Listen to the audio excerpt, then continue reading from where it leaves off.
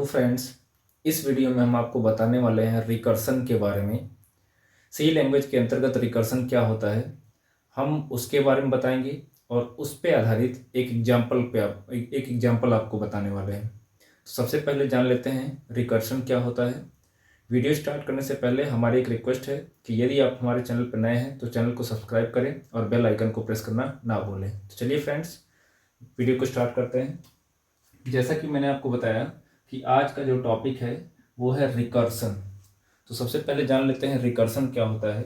यदि हम रिकर्सन की बात करें तो when a function is called itself many times then such type of function is known as recursive function. जब एक फंक्शन अपने आप को ही बार बार कॉल करे तो इस टाइप के फंक्शन को रिकर्सिव फंक्शन कहा जाता है और उस प्रक्रिया को क्या कहता है, recursion. And the process is known as recursion. ठीक है, तो यहाँ पे देखिए दो दो टर्म आए, एक रिकर्सिव आया, एक रिकर्सन आया। तो रिकर्सिव किसे कहा जाएगा? रिकर्सिव उस फंक्शन को कहा जाएगा जो कि अपने आप को बार बार खुद ही कॉल करेगा और उस प्रोसेस को क्या कहता है, रिकर्सन। तो एक बार फिर से बता दें, जब कोई फंक्शन अपने आप को ही बार बार कॉल करे, कई बार कॉल करे, खुद ही अपने आप को ही कॉल करे तो उस टाइप के फंक्शन को रिकर्सिव फंक्शन कहा जाता है और उस प्रक्रिया को क्या कहता है, रिकर्सन। ठीक है, जैसे मैंने लिख दिया इंट ऐड। ठीक है, इंट ऐड और यहाँ पे हमने लिख दिया एन। अब क्या होगा, अगर ये फंक्शन यहाँ पे जो ऐड नाम का फंक्शन है ये कैसे भी करके अपने आप को बार बार कॉल करे, है ना, अपने आप को क्या करे, खुद ही कॉल करे। जैसे मैंने लिख दिया यहाँ पे रिटर्न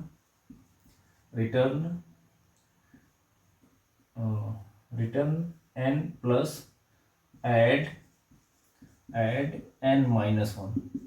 तो अब देखिए यहाँ पे हो क्या रहा है कि यहाँ पे ये जो टर्म है ये क्या इंडिकेट कर रहा है, ये टर्म इंडिकेट ये कर रहा है कि इस स्टेटमेंट के थ्रू हम इस ऐड फंक्शन को क्या कर रहे हैं, कॉल कर रहे हैं। यहाँ पे देखिए ऐड लिखा है ना, ये पॉइंट क्या कर रहा है, इस ऐड को कॉल कर रहा है। कब तक कॉल करेगा अभी इसका कुछ पता नहीं है, तो इसके लिए हम लोग क्या देते हैं, इसके लिए हम लोग कंडीशन देते हैं। अभी फिलहाल ये पॉइंट लिखने का मेरा मेन पर्पज ये था कि एक फंक्शन अपने आप को ही कैसे कॉल कर सकता है, कुछ इस तरीके से कॉल कर सकता है। ठीक है, यहाँ पे देखिए ये वाला जो पॉइंट लिखा है यहाँ पे एन प्लस, मैंने क्या किया है कि यहाँ पे क्या होगा, एन की वैल्यू जोड़ी जाएगी, ऐड की जाएगी एन में ही।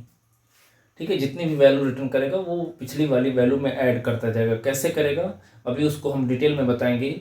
अभी फिलहाल यहाँ पे इस एग्जाम्पल को लिखने के पीछे मेरा मेन मोटिव ये है कि आप ये देख सको कि एक फंक्शन अपने आप को ही कैसे कॉल कर सकता है। यहाँ से देखिए इस स्टेटमेंट के थ्रू ये क्या कर रहा है, ये ऐड इस फंक्शन को कॉल कर रहा है। ठीक है, तो अब इसमें एक प्रॉब्लम ये है कि कब तक कॉल करेगा या रिकर्सन का यूज हम कब करेंगे। तो रिकर्सन का यूज हम तब करते हैं जब लूपिंग टाइप के प्रॉब्लम हमारे सामने आते हैं। लूपिंग टाइप के प्रॉब्लम को मतलब जो प्रॉब्लम लूप पे आधारित होते हैं उस टाइप के प्रॉब्लम को सॉल्व करने के लिए हम रिकर्सन का यूज कर सकते हैं। तो जिस तरीके से लूप में क्या होता था कि लूप में जो भी लूप हम देते थे तो वो लूप कितने टाइम तक एग्जीक्यूट करेगा उसके लिए हम लोग कंडीशन देते थे, बिल्कुल वैसे ही रिकर्सन के केस में भी हमको ये कंडीशन स्पेसिफाई कर मतलब कंडीशन देना पड़ेगा कि फंक्शन कितनी बार कॉल होगा, कब तक कॉल होगा। तो ये चीज़ हमको स्पेसिफाई करना पड़ेगा। कैसे करेंगे अभी हम उसको बताते हैं। तो अब ये तो हो गया कि रिकर्सन का यूज कहाँ पे करेंगे। तो अब बात आती है फ़ायदा क्या है, बेनिफिट्स क्या है।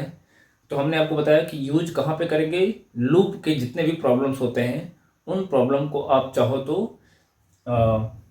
लूप के जितने भी प्रॉब्लम्स होंगे लूप पे आधारित उन प्रॉब्लम को हम चाहे तो रिकर्सन से सॉल्व कर सकते हैं। रिकर्सन मेथड का जो कॉन्सेप्ट है या जो रिकर्सन का जो प्रोसेस है उसको फॉलो करते हुए हम उस प्रॉब्लम को सॉल्व कर सकते हैं। बेनिफिट्स क्या होगा, बेनिफिट ये होता है कि यदि हम रिकर्सन के थ्रू किसी प्रॉब्लम को सॉल्व करते हैं तो प्रोग्राम छोटा हो जाता है, कम कोड लिखना पड़ता है, यही एक बेनिफिट है। लेकिन इसका एक डिसएडवांटेज भी है। डिसएडवांटेज क्या है, कोड तो कम हो जाता है लेकिन प्रोग्राम कॉम्प्लेक्स हो जाता है। प्रोग्राम कॉम्प्लेक्स होने का मतलब ये हो गया कि प्रोग्राम मतलब इजीली समझ में नहीं आता। हालांकि हम पूरा प्रयास करेंगे इस वीडियो में कि रिकर्सन का कॉन्सेप्ट पूरी तरीके से क्लियर हो जाए। अभी फ़िलहाल हमने आपको जो एग्जांपल दिया है, इस एग्जांपल में सिर्फ हमने आपको ये बताया है कि फंक्शन कॉल कैसे करेगा, लेकिन कब तक कॉल करेगा इसके लिए हमको क्या करना पड़ेगा, कंडीशन देना पड़ेगा। कंडीशन कैसे देंगे उसको देखते हैं। हम इसी चीज़ को कुछ इस तरीके से लिख सकते हैं कि यदि n की वैल्यू बराबर हो गई किसके, 0 के, तो उस केस में होगा क्या, हम एक वैल्यू रिटर्न करा देंगे या कुछ कोई वैल्यू रिटर्न करा देंगे क्या, 0। यानी जैसे ही n की वैल्यू बराबर हो गई 0 के, तो अब देखिए यहाँ पे फंक्शन को कॉल नहीं किया गया है बल्कि सिर्फ वैल्यू रिटर्न कराया जा रहा है 0। ठीक है, अब इसके नीचे क्या लिखेंगे, else return n plus add n-1। पिछले वाले एग्जांपल में हमने क्या लिखा था, बस ये स्टेटमेंट लिखा था फंक्शन के अंदर, ऐड फंक्शन के अंदर बस हमने ये स्टेटमेंट लिखा था। तो हमने आपको बताया कि यहाँ पे इस बात का जिक्र नहीं किया गया है कि फंक्शन कितनी बार कॉल होगा, जबकि यहाँ पे हमने क्या किया है, इस चीज़ को मेंशन कर दिया है। कहने का मतलब ये है कि जैसे अगर हमको बोल दिया गया कि 1 से लेके 5 तक के 1 से लेके 5 तक के जितने भी नेचुरल नंबर हैं सबका सम फाइंड करिए, किसके थ्रू, रिकर्सन के थ्रू। तो उस केस में हमको क्या करना पड़ेगा, एक n नाम का वेरिएबल लेंगे जिसके अंदर हम वैल्यू इनपुट करेंगे। ठीक है, और उस वैल्यू को हम पास करेंगे। तो पास करेंगे तो वो वैल्यू कहाँ पे, जब इस ऐड फंक्शन को हम कॉल करेंगे, कैसे करते हैं उसको हम अभी आपको बताएंगे। तो वहाँ से जब n की वैल्यू पास होगी तो होगा क्या, जो भी इस ऐड फंक्शन के अंदर n को वैल्यू देंगे, हम कैसे देंगे, जब फंक्शन को कॉल करेंगे। तो मान लीजिए हमने n की वैल्यू क्या दे दिया, 5। ठीक है, तो अब हमको क्या करना है, 1 से लेकर 5 तक का सम करना है। तो हम कैसे कर सकते हैं, 5 + 4 + 3 + 2 + 1। यानी क्या होगा कि n के अंदर जो वैल्यू आई है उसको हम क्या करेंगे, यहाँ पे इस तरीके से ऐड करते जाएंगे। कैसे ऐड करेंगे उसको देखते हैं। तो देखिए यहाँ पे क्या होगा, n की वैल्यू मान लीजिए 5 आ गई जब हमने फंक्शन को कॉल किया, तो अब ये 5 यहाँ पे आएगा। तो जब तक n की वैल्यू 0 के बराबर नहीं होती है तब तक ये फंक्शन क्या करे, खुद ही कॉल होगा। तब तक ये फंक्शन खुद ही कॉल होगा। देखिए n की वैल्यू कितनी है, 5 बराबर है 0 के, नहीं, कंडीशन होगी फॉल्स होगी तो एल्स पे आएगा। अब होगा क्या, 5 n की वैल्यू कितनी है, 5 प्लस, अब ये लाइन देखिए, ऐड n-1।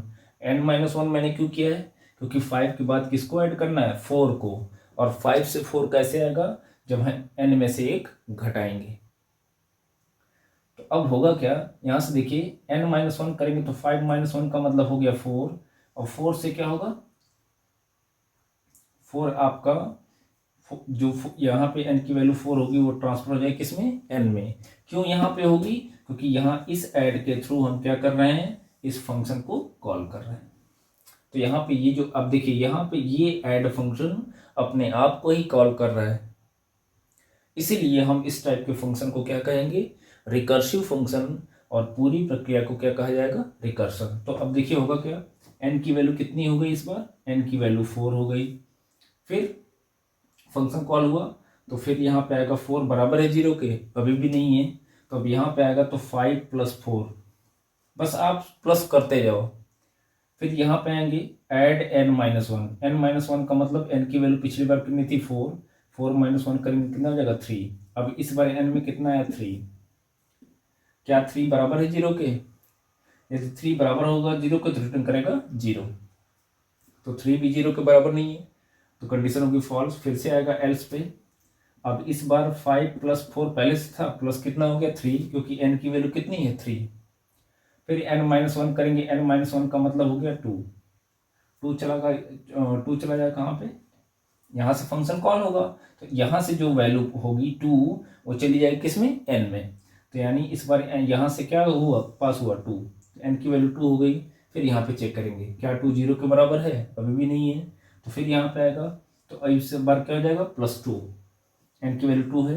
फिर से ऐड n-1 करेंगे तो n-1 का मतलब कितना हो गया, 1, चला जाएगा n में। फिर आएंगे यहाँ पे चेक करेंगे क्या n की वैल्यू 0 के बराबर है, अभी भी नहीं है। फिर यहाँ पे आएगा 5 + 4 + 3 + 2 + 1, ठीक है, 1 बराबर 1 हो गया। फिर 1 - 1 करेंगे तो कितना हो जाएगा 0, तो n की वैल्यू कितनी हो गई 0। अब जब यहाँ पे आएंगे तो देखिए यदि n की वैल्यू बराबर हो गई 0 के, तो इस बार n की वैल्यू 0 के इक्वल हो गई, तो कंडीशन क्या होगी, ट्रू।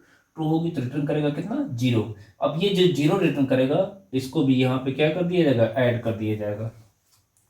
अब आपको ये पता चला होगा कि हमने रिटर्न 0 क्यों ही यहाँ पे हमने रिटर्न 0 क्यों लिखा है, क्योंकि 0 के अलावा अगर कोई और वैल्यू हम रिटर्न करते जैसे 2 रिटर्न करते तो यहाँ पे क्या ऐड हो जाता 2, तो हमारा आंसर गलत हो जाता। क्यों, क्योंकि हमको 5 से लेके 1 तक के, या हम ये कहें कि 1 से लेके 5 तक की वैल्यू को जोड़ना था, इसीलिए हमने यहाँ पर रिटर्न क्या किया 0। तो जब 0 को रिटर्न कराएंगे तो होगा क्या, सबको जब ऐड करेंगे तो हमको मिलेगा क्या 5 4 9 9 3 12 15। अब यहां से फाइनली क्या रिटर्न होगा, ऐड फंक्शन से फाइनली रिटर्न होगा कितना 15। अब इस 15 को हम रिसीव करके किसी वेरिएबल में उसकी वैल्यू को हम प्रिंट करा सकते हैं। तो इस तरीके से रिकर्सन के कॉन्सेप्ट को समझा जा सकता है। ये जो एग्जांपल हमने दिया है इसको हम प्रोग्राम के अंदर कैसे लिखेंगे, कैसे प्रोग्राम के अंदर इसको क्रिएट करेंगे, उसको हम बताते हैं।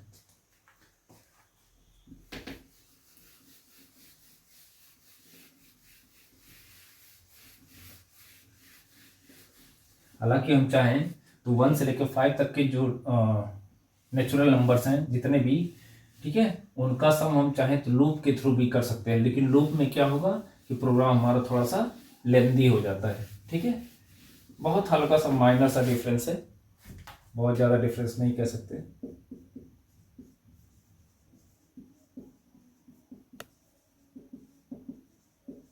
सबसे पहले हम क्या लिखेंगे, फंक्शन का प्रोटोटाइप। तो फंक्शन का प्रोटोटाइप क्या हम लिख दिया, इंट ऐड इंट। चूंकि हम एक ही नंबर एंटर करने वाले हैं इसलिए हमने यहाँ पे एक डेटा टाइप हमने पास कर दिया फंक्शन के थ्रू। चूंकि वैल्यू रिटर्न होगा इसलिए हमने यहाँ पे क्या लिख दिया इंट। रिकर्सन के केस में आपको वैल्यू रिटर्न कराना है, ये चीज ध्यान रखिएगा, ठीक है। वाइड मेन फंक्शन हो गया। यहां से हम एक वेरिएबल लेते हैं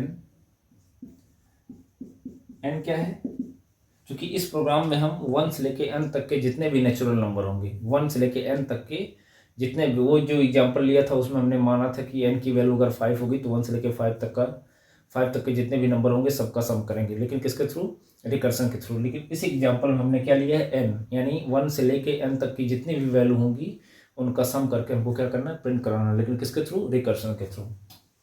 तो जब भी आपके दिमाग में रिकर्सन की बात आए तो समझ जाइएगा कि हमको रिकर्सिव फंक्शन बनाना है। रिकर्सिव फंक्शन क्या होते हैं, ये ऐसे फंक्शन होते हैं जो खुद को ही बार बार कॉल करते हैं।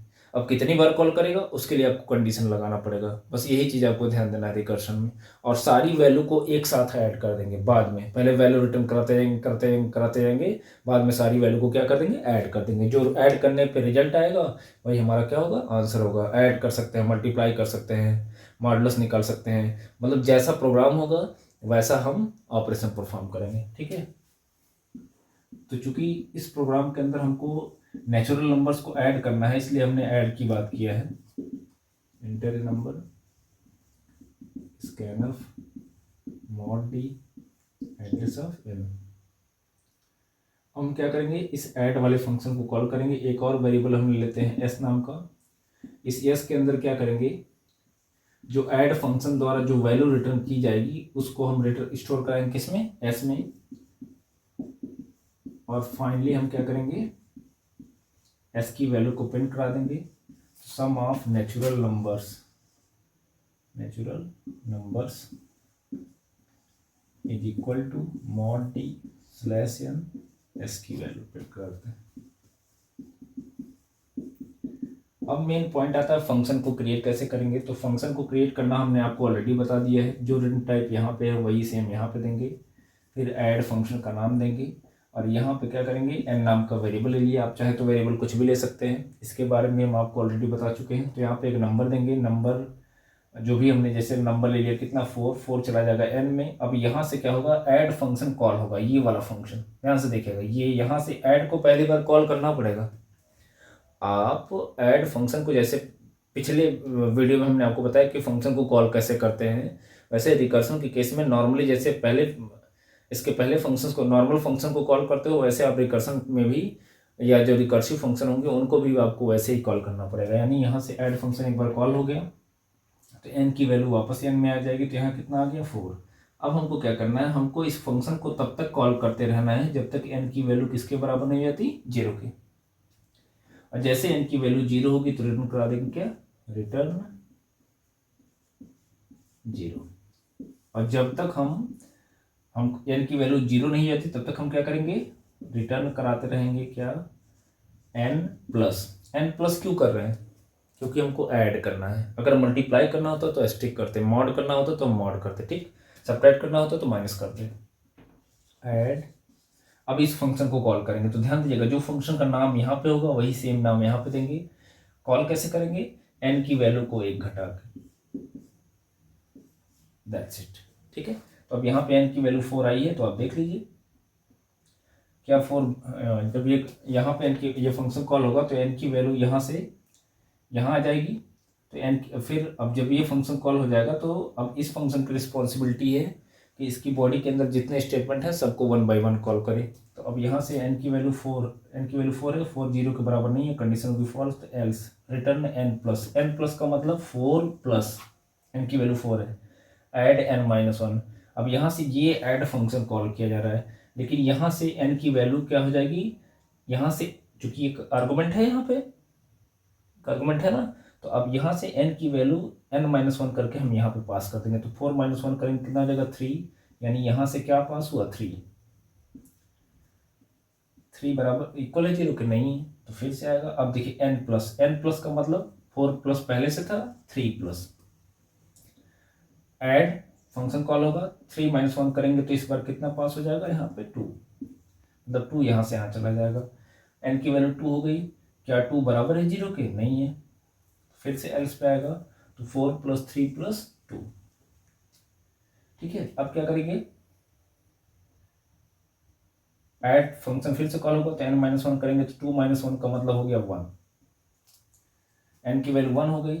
अब देखेंगे यहाँ पे चेक करेंगे क्या 1 0 के इक्वल है, अभी भी नहीं है, कंडीशन होगी फॉल्स, रिटर्न 1 प्लस का मतलब है ना 4 + 3 + 2 + 1 कर दिए हमने। फिर से ऐड फंक्शन कॉल होगा तो 1 - 1 करेंगे कितना आ जाएगा 0, एन की वैल्यू 0 हो गई, 0 के बराबर हो जाएगा, कंडीशन होगी ट्रू। तो अब ये रिटर्न करेगा 0, ये जो 0 होगा इसको भी हम क्या करेंगे, ऐड करेंगे। अब सारी वैल्यू को आप ऐड कर दीजिए, क्योंकि अब यहाँ पे देखिए, यहाँ से फंक्शन को नहीं कॉल किया गया है, बस वैल्यू रिटर्न 0 कराया गया है। और यही तो कंडीशन था कि फंक्शन को कब तक कॉल करना है, जब तक एन की वैल्यू 0 नहीं हो जाती।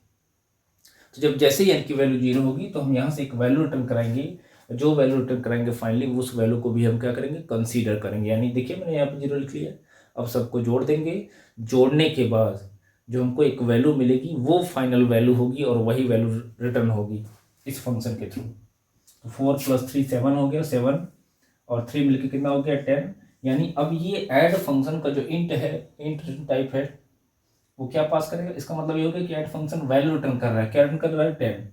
अब ये 10 कहाँ जाएगा, यहाँ पे आएगा, और वही वैल्यू किस में चलेगी, एस में। और जब ये प्रिंटअप एग्जीक्यूट करेगा, प्रिंट करेगा सम ऑफ नेचुरल नंबर, और यहाँ पे क्या प्रिंट कर देगा 10।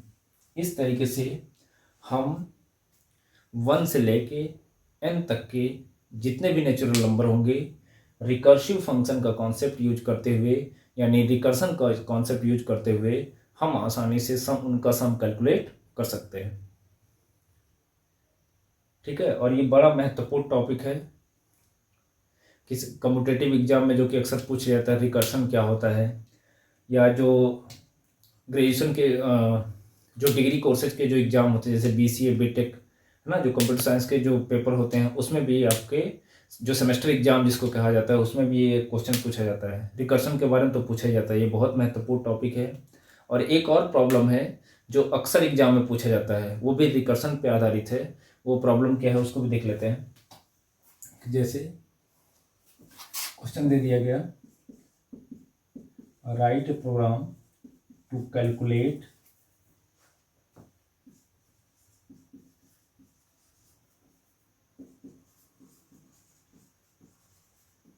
Factorial value of a number using recursion. ठीक है, आपको क्या करना है, एक नंबर एंटर करना है और उस नंबर का फैक्टोरियल वैल्यू कैलकुलेट करना है किसके थ्रू, रिकर्शन के थ्रू। तो इसी में थोड़ा सा हमको चेंज करना पड़ेगा। ठीक है, अब ये यहाँ देखिए जब सम करना था तो हमने प्लस किया। अब ऐसे ही अगर हमको फैक्टोरियल 4 का मान निकालना हो, फैक्टोरियल 4 का, तो हम क्या करेंगे, 4 इंटू 3 इंटू 2 इंटू 1 करेंगे। ये तो करेंगे, इंटू 0 मत करिएगा, नहीं तो आपका आंसर गलत हो जाएगा, सारा वैल्यू 0 हो जाएगा। तो जब इसको करेंगे तो कितना हो जाएगा, 24। यानी हमको क्या करना है, यहाँ पे जो हम प्लस कर रहे थे, अब प्लस के बजाय क्या करेंगे, इंटू करेंगे, मल्टीप्लाई करेंगे। क्योंकि फैक्टोरियल के केस में क्या होता है, जो भी नंबर हम देते हैं उस नंबर से लेके 1 तक के जितने भी नंबर होंगे सबको मल्टीप्लाई करते हैं। मल्टीप्लाई करने के बाद जो फाइनल में हमको वैल्यू मिलती है वही हमारा रिजल्ट होता है। तो देखिए यहाँ पे 4 का फैक्टोरियल वैल्यू निकालना था, तो हमको ने क्या किया, 4 से लिखना स्टार्ट किया, 4 इंटू 3 किया, इंटू 2 किया, इंटू 1 किया। अब मतलब घटाते गए, लेकिन 0 तक नहीं करना है, 0 तक करेंगे तो इंटू 0 हो जाएगा। तो आपको पता है 0 को किसी भी नंबर से 0 से मल्टीप्लाई करें तो पूरी वैल्यू क्या हो जाती है, 0। तो इसी प्रॉब्लम में हम थोड़ा सा चेंज करेंगे। इसको पहले आप राइट डाउन कर लीजिएगा, इसको सिस्टम पर रन करा के देखिएगा, आपको 1 से लेकर n तक के जितने भी नेचुरल नंबर होंगे उनका सम आपको मिल जाएगा। अब फैक्टोरियल के केस में क्या चेंज करना है उसको देखिए। सबसे पहले हम क्या करेंगे, नंबर तो एक एंटर करना है, यहाँ चेंज करने की जरूरत नहीं है। हम यहाँ पे क्या लिख देते हैं, फैक्ट, या फंक्शन का नाम क्या लेते हैं, फैक्टोरियल। ठीक है, फंक्शन का नाम चेंज कर देते हैं, क्योंकि फंक्शन का नाम कैसा होना चाहिए, जैसा हमारे द्वारा ऑपरेशन परफॉर्म किया जाएगा। अब इस बार हम क्या करने वाले हैं, रिकर्सिव फंक्शन का कॉन्सेप्ट यूज करते हुए एक नंबर का फैक्टोरियल वैल्यू कैलकुलेट करना है। इसलिए हमने क्या किया, फंक्शन का नाम क्या रख दिया, फैक्टोरियल। अब चूंकि अब यहाँ पे मैं क्या ले लेता हूँ, एफ फॉर फैक्टोरियल। ठीक है, ध्यान दें जो फंक्शन का नाम होगा वो वेरिएबल का नाम नहीं होना चाहिए, दोनों अलग अलग होना चाहिए। या हम यहाँ पे कर सकते हैं फैक्ट। तो जब यहाँ पे फैक्ट होगा तो फैक्ट को हमने क्यों लिखा है, ये फैक्ट नाम का वेरिएबल क्यों बनाया, ताकि जब फैक्टोरियल फंक्शन वैल्यू को रिटर्न करेगा तो क्या होगा, फैक्टोरियल वैल्यू होगी, जिसको हम स्टोर कर किस में करेंगे, फैक्ट में। अब यहाँ से क्या करेंगे, फैक्टोरियल नाम के फंक्शन को कॉल करेंगे, यहाँ से n की वैल्यू पास कर देंगे। ठीक, यहाँ मैसेज हम थोड़ा चेंज कर देते हैं। मैसेज में क्या चेंज करेंगे, factorial value is equal to mod D slash n, किसकी वैल्यू प्रिंट कराएंगे, फैक्ट की। ठीक है, यहाँ रिजल्ट किस में आएगा, स्टोर होगा फैक्ट में। अब हम यहाँ पे भी फंक्शन का नाम हमको चेंज करना पड़ेगा। फंक्शन का नाम क्या होगा, फैक्टोरियल इंट n। ठीक है, अब यहाँ पे भी फंक्शन कब तक कॉल करेगा, जब तक n की वैल्यू 0 के बराबर नहीं हो जाती। तो इस बार रिटर्न 0 नहीं कराएंगे, रिटर्न क्या कराएंगे, 1। क्यों, क्योंकि इस बार हम लोग मल्टीप्लाई कर रहे हैं। तो होगा क्या फाइनली, सॉरी, अगर हम फैक्टोरियल 4 की वैल्यू निकाल रहे हैं तो 4 इंटू 3 इंटू 2 इंटू 1, यहाँ तक तो 1 आएगा ही। फिर लास्ट में ये जो 1 रिटर्न कर रहे हैं हम, इस 1 का भी क्या हो जाएगा, मल्टीप्लीकेशन हो जाएगा।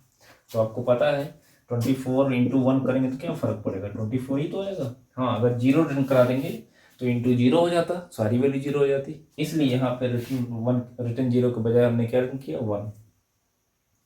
मतलब ये फंक्शन कब तक कॉल करेगा, अपने आप को, जब तक n की वैल्यू 0 नहीं हो जाती। अब यहाँ से क्या करेंगे, क्योंकि फंक्शन का नाम क्या हो गया, फैक्टोरियल, इसलिए हम यहाँ पे क्या लिखेंगे, फैक्टोरियल n-1। अब यहाँ प्लस के बजाय क्या कर देंगे, इंटू। क्यों, क्योंकि हमको मल्टीप्लिकेशन करना है, दैट्स इट। अब यही प्रोग्राम आपको क्या करेगा, फैक्टोरियल कैलकुलेट करेगा। ठीक है, यहाँ पे देखिए फैक्टोरियल नाम का फंक्शन यहाँ से कॉल किया जा रहा है। एक एग्जाम्पल लेके करके दिखा देते हैं आपको। जैसे n की वैल्यू हमने कितना ले लिया, n की वैल्यू अगर 3 ले लिया, तो यहाँ से फैक्टोरियल वाला फंक्शन कॉल होगा तो n की वैल्यू कॉपी हो जाएगी। तो यहाँ पे कितना हो जाएगा, 3। क्या 3 इक्वल है 0 कि नहीं है, तो फॉल्स होगा। तो return n into factorial n-1। इसका मतलब ये हो गया, n इंटू का मतलब n की वैल्यू कितनी है, 3। 3 इंटू हो गया फैक्टोरियल n-1 का मतलब 3 - 1 करेंगे कितना हो जाएगा 2, तो यहाँ पे आ गया 2, 2 बराबर है 0 के, अभी नहीं है, तो फिर से आएगा n इंटू का मतलब 3 इंटू 2, फिर क्या होगा फैक्टोरियल 2 - 1 करेंगे कितना आ जाएगा 1। अब देखें यहाँ पे क्या 1 बराबर है 0 के, नहीं है, तो फिर से एल्स पे आएगा, तो 2 इंटू 1 फैक्टोरियल 1 - 1 1 का मतलब कितना हो गया 0, यानी n की वैल्यू कितनी हो गई 0, तो n 0 0 के बराबर है, कंडीशन ट्रू। अब रिटर्न करें कितना 1, तो ये 1 जो रिटर्न होगा इसका भी मल्टीप्लिकेशन हो जाएगा, तो आंसर फाइनल कितना है 3 इंटू 2 इंटू 6 इंटू 1 6 हो जाएगा, फिर इंटू 1 करेंगे 6। फाइनली इस फैक्टोरियल फंक्शन द्वारा कितना रिटर्न किया जाएगा 6, वो 6 चला जाएगा फैक्ट में, क्योंकि आपको पता है कंट्रोल वहीं पे ट्रांसफर होता है जहाँ से फंक्शन को कॉल किया था, तो फंक्शन यहाँ से कॉल किया गया था, तो ये जो 6 रिटर्न हुआ है चला जाएगा फैक्ट में, फिर ये प्रिंटअप क्या करेगा, प्रिंट करेगा factorial value is equal to 6। तो इस तरीके से हम रिकर्सिव फंक्शन का कॉन्सेप्ट यूज करते हुए किसी भी नंबर का फैक्टोरियल वैल्यू आसानी से कैलकुलेट कर सकते हैं। तो बस आप देख सकते हो प्रोग्राम थोड़ा सा छोटा हो जा रहा है अगर हम रिकर्सन के थ्रू इस प्रॉब्लम को सॉल्व कर रहे हैं, ठीक है, अदरवाइज ये प्रोग्राम को कॉम्प्लेक्स ही बनाता है, ठीक है। तो इस वीडियो में इतना ही, मिलते हैं नेक्स्ट वीडियो में। Thank you for watching my this video.